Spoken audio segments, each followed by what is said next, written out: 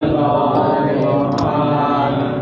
باللہ من الشیطان الرجیم بسم اللہ الرحمن الرحیم الحمدللہ الذی لا یبلغ منہتہ القائلون ولا یحصی مأماءہ العادون ولا یؤدی حقہ المجتہدون الذی لا یدرکہ بعد الہمم ولا ینالہ بعد الفتن الذی لیس لصفتہ حد محدود ولا نعت موجود ولا وقت ممدود ولا اجل ممدود فطر الخلائق بقدرته ونشر الرياح برحمته ثم الصلاة والسلام على صاحب الدعوة النبوية والصولة الحیدریہ والعصمة الفاطمیہ والحلم الحسنیہ والشجاعة الحسینیہ والعبادة السجادیہ والمآثر الباقریہ والآثار الباقریہ والعلوم الکاظمیہ والحجج الرضویہ والجود التقویہ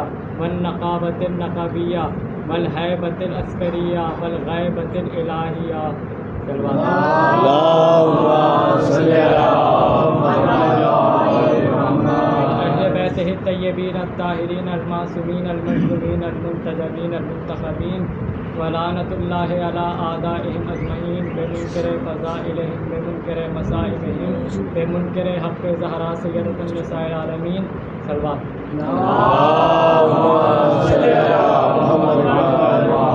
اما بعد فقد قال اللہ تبارک و تعالی فی محکم کتابہ المجید والفرقان الحمید وقولہ الحق۔ بسم اللہ الرحمن الرحیم۔ الف لام میم ذالک الکتاب لا ریب فیہ ھدی للمتقین۔ صلوات۔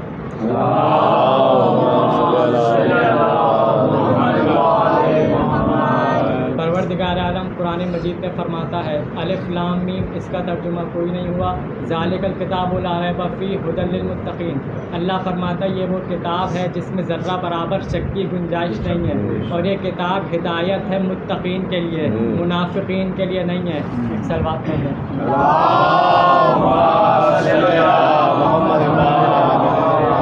اللہ فرماتا ہے اس کتاب میں ذرہ برابر شک کی گنجائش نہیں ہے، اور نبی نے فرمایا انی تارک فیکم الثقلین کتاب اللہ و عترۃ اہل بیتی۔ نبی نے فرمایا میں تمہارے درمیان دو برابر چیزیں چھوڑے جا رہا ہوں، ایک اللہ کی کتاب قرآن ہے، دوسری میری عترت اہل بیت ہے۔ جو وزن قرآن کا ہے وہی وزن اہل بیت کا ہے۔ جیسے قرآن کا منکر لانتی ہے ویسے اہل بیت کا منکر بھی لانتی ہے۔ جیسے قرآن لاجواب ہے ویسے علی لاجواب ہے۔ جیسے قرآن بے عیب ہے ویسے علی بے عیب ہے۔ قرآن میں سورہ مومنون ہے، علی امیر المومنین ہے۔ قرآن میں سورہ کوثر ہے، علی ساقی کوثر ہے۔ قرآن میں سورہ محمد ہے، علی نفس محمد ہے۔ قرآن میں سورہ نور ہے، علی اللہ کا نور ہے۔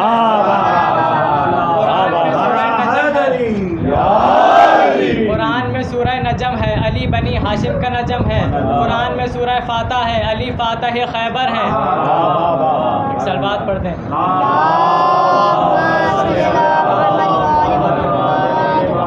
قرآن کے بارے میں اللہ کہتا ہے انا نحن نزلنا الذکر و انا لہ لحافظون۔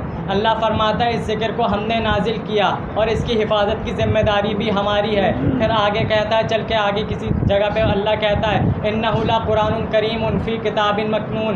اللہ فرماتا ہے یہ وہ کتاب ہے، یہ قرآن بڑا کریم ہے، یہ قرآن بڑا کرامت والا ہے۔ یہ قرآن ہے کہاں؟ فی کتاب مکنون۔ اللہ کہہ رہے یہ قرآن کتاب میں ہے، کہہ رہے قرآن کتاب میں ہے، مطلب قرآن اور ہے کتاب اور ہے۔ جب جناب عیسیٰ آغوش مریم میں آئے، 3 دن کے تھے جب جناب عیسیٰ آتے ہی پہلا جملہ کہا انی عبداللہ آتانی الکتاب وجعلنی نبیہ۔ کہتے ہیں کہ میں اللہ کا بندہ ہوں، اللہ نے مجھے کتاب دی ہے۔ کہتے ہیں میں اللہ کا بندہ ہوں، یہ نہیں کہا کہ میں اللہ کا بیٹا ہوں۔ کہتے ہیں میں اللہ کا بندہ ہوں، اللہ نے مجھے کتاب دی ہے اور اللہ نے مجھے نبی بنایا ہے۔ یہ کون سی کتاب کا ذکر کر رہے ہیں؟ انجیل تو 33 برس کی عمر میں ملی ہے، 3 دن کے عیسیٰ کہہ رہے ہیں کہ مجھے اللہ نے بھیجا، نبی بنا کے بھیجا ہے اور کتاب دی ہے۔ یہ کس کتاب کا ذکر کر رہے ہیں؟ انجیل 33 ایئرس میں ملی ہے تو ماننا پڑے گا نا، انجیل اور ہے کتاب اور ہے، قرآن اور ہے کتاب اور ہے۔ پھر اللہ قرآن کے بارے میں آگے کہتا ہے قل لا ان اجتمعت الانس والجن علی ان یاتوا بمثل هذا القرآن ولا یاتون بمثل هذا. اللہ کہتا ہے کہ یہ وہ قرآن کے بارے میں اللہ فرماتا ہے کہ تم جن اور انس مل کر بھی اس قرآن کا جواب نہیں لا سکتے، چاہے آپس میں ایک دوسرے کی مدد کیوں نہ کرتے چلو، قرآن کا جواب نہیں لا سکتے، چاہے ایک دوسرے کے مددگار کیوں نہ بن جاؤ. تو دستور سمجھ میں آیا، ایٹم بم بنانا آسان ہے، قرآن کا جواب لانا مشکل ہے. اور پھر آگے اللہ کیا کہتا ہے، جب لوگوں نے نبی سے آ کر کہا کہ یہ قرآن جو ہے اللہ کا کلام نہیں ہے، جو آپ کہتے ہیں یہ وہ قرآن ہے، جب نبی نے کہا ان سے، اللہ نے کہا کہ ان سے کہہ دو اگر یہ کہتے ہیں کہ قرآن اللہ کا کلام نہیں ہے اس کا جواب لے کر آؤ. پھر کہا کہ یہ قرآن کا جواب نہیں لائیں گے، 10 سوروں کا جواب لے آؤ. کہا یہ وہ بھی نہیں لا سکیں گے. قرآن کی سب سے مختصر سورہ کوثر کو پیش کیا، کہا اس کا جواب لے کر آؤ. کہا یہ اس کا جواب بھی نہیں لائیں گے.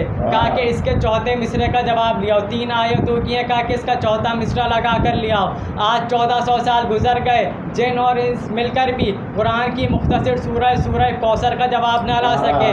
جب بندے سورہ کوثر کا جواب نہ لا سکے تو ساقی کوثر کا جواب کہاں سے لائیں گے؟ جب سورہ کوثر کا جواب نہ لا سکے تو تفسیر کوثر کا جواب کہاں سے لائیں گے؟ جو قرآن کا جواب نہیں لا سکتے. اللہ نے فرمایا وما خلقت الجن والانس الا لیعبدون. اللہ فرماتے ہیں کہ ہم نے خلق کیا جنوں کو اور انسانوں کو اس لیے کہ وہ ہماری عبادت کریں.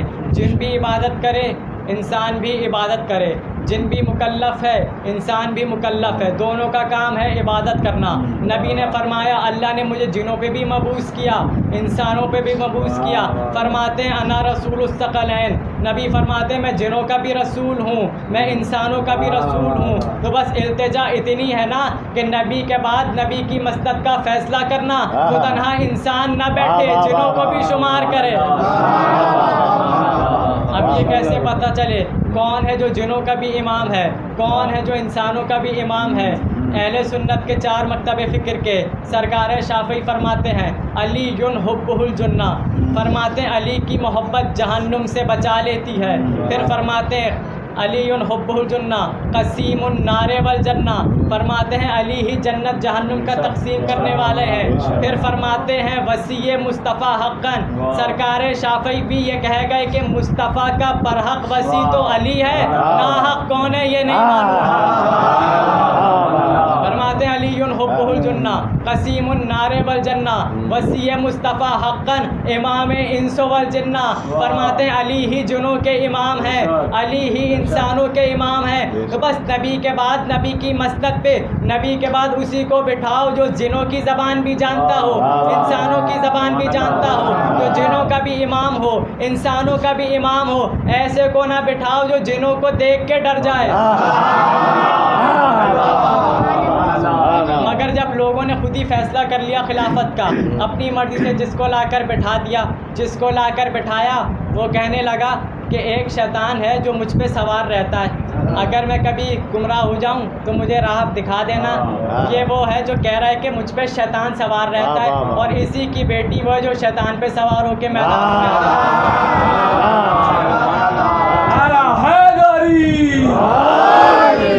جس کو بھی بٹھایا آڑے ٹیڑھوں کو بٹھا دیا نبی کے بعد.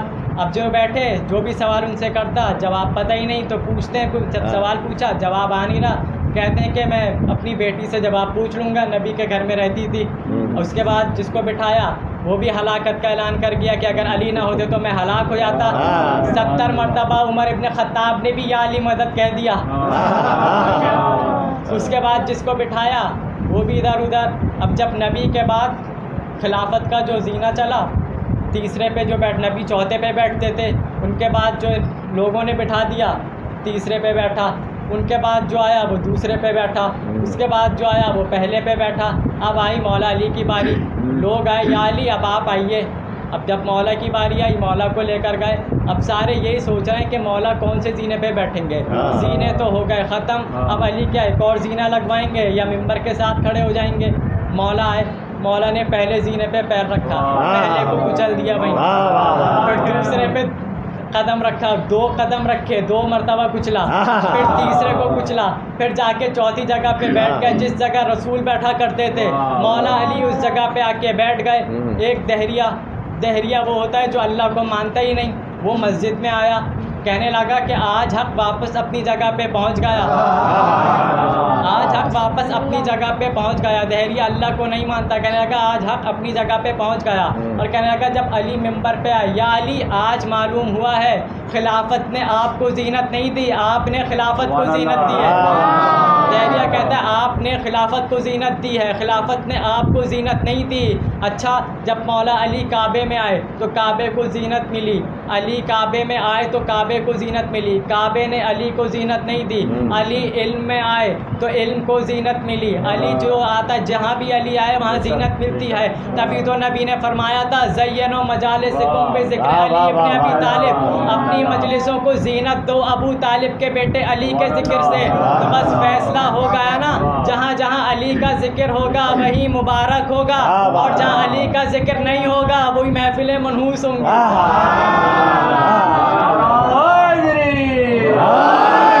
جب مولا رسول کی جگہ پہ آ کے بیٹھے, کسی نے کہا یا علی یہ تو رسالت کی جگہ ہے, آپ رسالت کی جگہ پہ آ کے بیٹھ گئے. تو مولا نے فرمایا یہ رسالت کی جگہ ہے, یہ ممبر ہے لکڑی کا. مولا نے کہا لکڑی کا ممبر ہے, یہ قدم دوش رسالت پہ جا چکے ہیں, تو اس لکڑی کے ممبر کی اوقات کیا ہے؟ مولا وہ ہیں جو پورے عالمین کو زینت دیتے ہیں, جو پورے عالمین کو زینت دے اسے علی کہتے ہیں, جو علی کو زینت دے اسے زینب کہتے ہیں. بس عزیزان محترم, آج شب 19 رمضان ہے.